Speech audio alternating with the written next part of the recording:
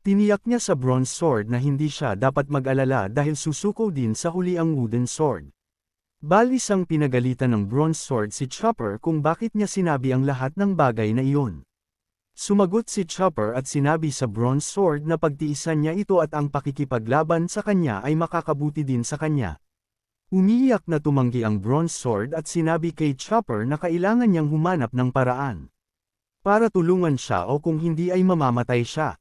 Binigyan siya ni Chopper ng ideya, sinasabi sa kanya na ang kailangan lang gawin ng bronze sword ay magtago sa ring ni Chen Pinggan at hindi siya mahahanap ng wooden sword. Nagliwanag ang mga mata ng bronze sword at nagpasalamat siya kay Chopper sa pagtulong at sinabi na pupunta siya kay Chen Pinggan para magmakaawa. Ipinaalam ng Peach Tree kay Chopper na matigas ang ulo ng wooden sword at tinanong siya kung madali lang siyang susuko. Sumagot si Chopper na hindi niya alam. Pagkaraan ng ilang sandali sa God Realm Martial Reservoir Sect, bumulong ang lalaki na Nalasan ang Sect Master. Bagamat nakita niya ang mukha ni Chen Pinggan, hindi niya ito nahuli at hindi kayang walang master ang Martial Reservoir Sect, at tinanong ang kanyang dalawang kasama kung papayag silang kunin ang posisyon dahil nasugatan siya at hindi kayang gampanan ang mga responsibilidad. Sinabi ng Second Elder sa Elder na tigilan na ang pagpapanggap. Natatakot lang siya na kapag naging sect master siya, ang sumalakay ang targetin siya. Idinagdag niya na hindi niya ipadadala ang sinuman sa kamatayan at mas mabuting itigil ng Second Elder ang kanyang masasamang kaisipan. Tumayo ang Elder at galit, nagbabanta sa Second Elder na susuka siya ng dugo. Naputol siya ng Third Elder na umuutos sa kanila na itigil ang pagtatalo at may naiisip siyang tao. Nagtaka ang Elder at ang Second Elder kung sino. Sinabi ng Third Elder sa kanila na ang anak ng Sect Master na si Hawuay ang tinutukoy niya. Masayang bumulong ang Elder na tama at nararapat lamang para sa anak na ipagpatuloy ang tungkulin ng kanyang ama at pupuntahan niya si Hawuay. Dumating si Chen Pinggan sa Martial Reservoir Sect gamit ang disguise mask na nagpapanggap bilang si Hawuay. Bumulong siya na maswerte siya na may mask at hindi niya alam kung ano ang gagawin niya kung wala ito. Nagtaka siya kung nakarating na siya sa God Realm at naguluhan sa dami ng threads of heaven and earth. Nagpatuloy si Chen Pinggan sa pagsasabi na mapalad siya na nadala niya ang karamihan sa mga peak immortal weapons kung hindi ay magkakaproblema siya.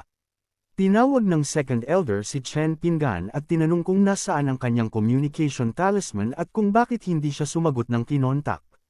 Naguluhan si Chen Pinggan at humingi ng paumanhin sa Second Elder at nagtanong kung kilala siya nito. Nagulat ang Second Elder sa hindi pagkilala ni Chen Pinggan. Ipinaalam ni Chen Pinggan sa Second Elder na nagkaroon siya ng pinsala noon na nagdulot ng memory loss. Naaalala lang niya ang kanyang pangalan. Ngumisi ang Second Elder, iniisip na magandang pagkakataon ito para gamitin siya dahil sa kanyang memory loss. Sinabi niya kay Chen Pinggan na sumunod sa kanya, sinasabing ipapaliwanag niya ang lahat. Pagkaraan ng ilang sandali sa tirahan ng pamilya mo, iniulat ni Dio Jian kay Moong na ang mga kalapit na Sect Masters ay napalitan ng kanilang mga tauhan ngunit hindi mapalitan ng Martial Reservoir Sect ang Sect Master dahil sa isang aksidente at hindi nila makuha ang katawan ng Sect Master. Inutusan ni Moong si Dio na hayaan na lang ito, binabanggit ang matinding pagkalugi na naranasan nila dahil sa paglipat. Naintindihan ni Dio Jian at tinanong si Moong kung kinakailangan ito. Isinasaalang-alang na si Chen Pinggan ay isang bata lamang mula sa Immortal Realm. Ipinaalam ni Moong kay Dayuan na hindi pa siya nakatagpo ng ganoong kalakas na aura mula sa isang taong hindi niya maintindihan. Tuwing naaalala niya ang nakaraan, nakakaramdam siya ng lamig sa kanyang gulugod na tila nawala ang kanyang ulo. Samantala, sa Martial Reservoir Sect, ipinaalam ng Elder kay Chen Pinggan na Nalasan ang Sect Master ng isang mananalakay at ipagpapatuloy niya ang mga tungkulin ng kanyang ama. Nagtaka, si Chen Pinggan kung ang katawan na nakita niya ay ang Sect Master. Naisip niya ang paggamit ng kanyang impluensya bilang anak upang itaas ang ranggo ng sect ngunit magiging Sect Master din siya sa kalaunan. Tinanggihan ni Chen Pinggan ang alok ng Elder, ipinaliwanag na masyadong mababa ang kanyang cultivation at hindi makikinig ang mga tao sa kanya. Napagtanto niya na hindi siya dapat masyadong maging excited at nagpa siya na magpanggap muna ng ilang sandali. Masayang tiniyak ng Second Elder kay Chen Pinggan na hindi niya kailangang mag-alala sa mga usapin ng sekta dahil sila ang bahala. Nagsimulang magtaka si Chen Pinggan kung bakit napaka-enthusiastic ng mga elder at pinaghihinalaan na natatakot silang malason.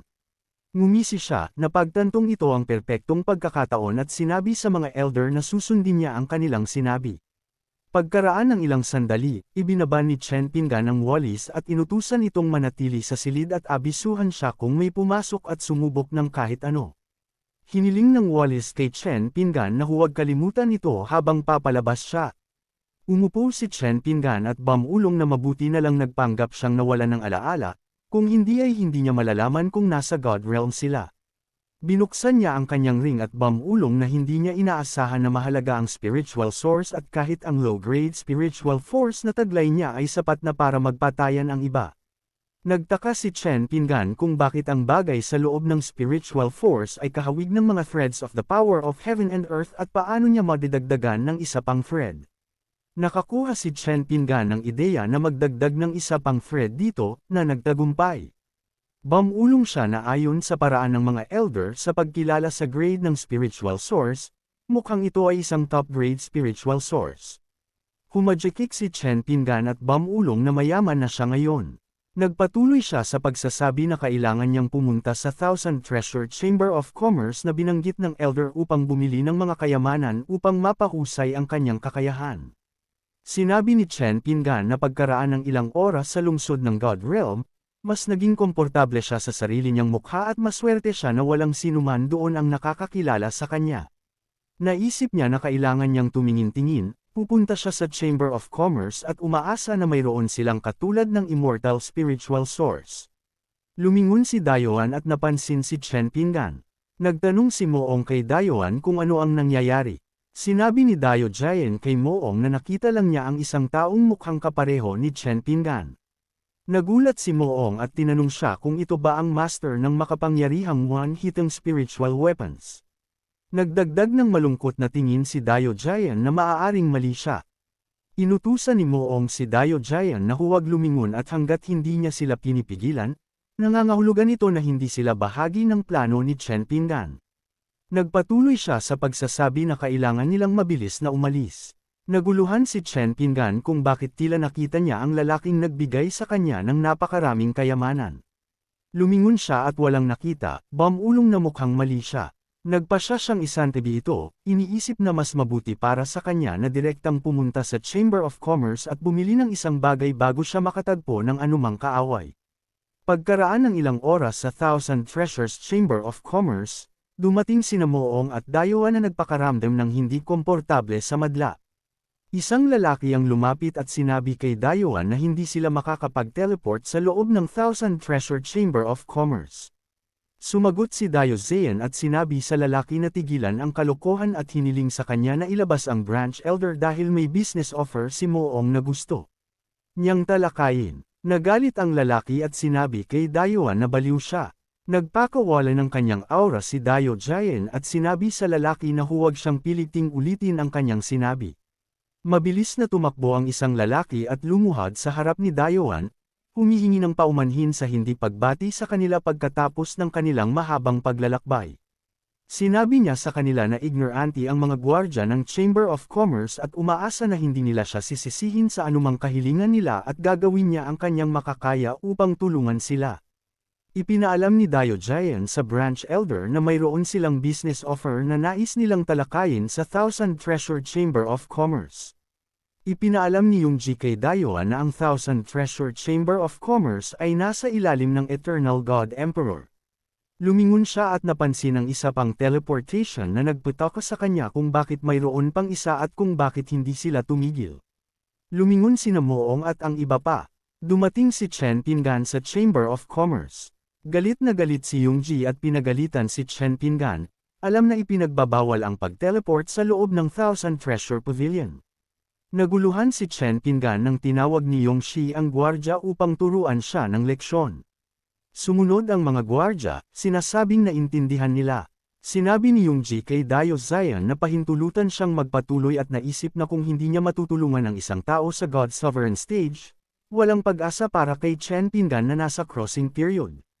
Lumuhad sina Dayo Jian at Moong at sinabi kay Chen Pinggan na siya ang nagtamper sa mga item na ibinigay niya sa kanila. Nagmakaawa sila kay Chen Pingan na patawarin sila at ipinaliwanag na hindi nila sinadya ang pag-eavesdrop. Umaasa sila na magpapakita si Chen Pingan ng awa at patatawarin sila at handa silang magsilbi sa kanya. Natakot si Yongji at nagtaka kung may nag-ulos siyang hindi niya dapat kalabanan. Lumuhad siya at sinabi kay Chen Pingan na tanga siya at dapat itong isaalang-alang ni Chen Pingan bilang bluffang. Naguluhan si Chen Pingan, nagtataka kung ano ang nangyayari at kung may sinabi sa kanila si Wang Chenglin para linlangan siya. Naniwala siya na dahil binigyan nila siya ng tampered item, dapat siyang humingi ng kompensasyon, kung hindi niya kukunin ang pagkakataong ito, wala siyang makukuha. Sinabi niya na sinuri niya ang spiritual source at walang nakitang problema kaya nangangahulugan lamang ito na ang dagger ay natamper, na nagdulot sa kanya upang maniwala na ito ay isang peking spiritual weapon. Sinabi ni Chen Pingan sa kanila na kung iniisip nilang mate at tagaw nila ang mga panlilinlang na ginawa nila sa pseudo-spiritual weapon sa kanya, nagkakamali sila. Agad niya itong napansin nang ilabas niya ito at ang tanging dahilan kung bakit niya sila pinatawad ay dahil mayroon pa rin silang halaga. Tumayo sina Moong at Dayuan at nagpasalamat kay Chen Pingan sa pagpapakita ng awa. Tiniyak nila sa kanya na kung bibigyan sila ng utos, gagawin nila ang kanilang makakaya upang matapos ito. Naisip ni Chen Pingan na takot pa rin sa kanya ang dalawa at nagpasya na takutin pa sila sa pamamagitan ng pagpapahiwatig na mayroon siyang tunay na pseudo-spiritual weapon. Sinabi niya sa kanila na upang mabawi ang kanyang tiwala, bibigyan niya sila ng isa pang pagkakataon. Pagkatapos ay ipinaalam niya sa kanila na ang isa sa kanyang mga juniors ay kasalukuyang kulang ng spiritual weapon. Naintindihan ni Moong at kumuha ng isang bagay mula sa kanyang ring. Sinabi niya kay Chen Pingan na ito ay isa sa ilang mga pseudo-weapons na pag-aari ng God of the Pavilion at isang karangalan para kay Chen Pingan na magkaroon nito. Nagbuntong hininga si Moong at nagpaalam sa kanyang sandata na nakipaglaban sa kanya ng 1,000 taon.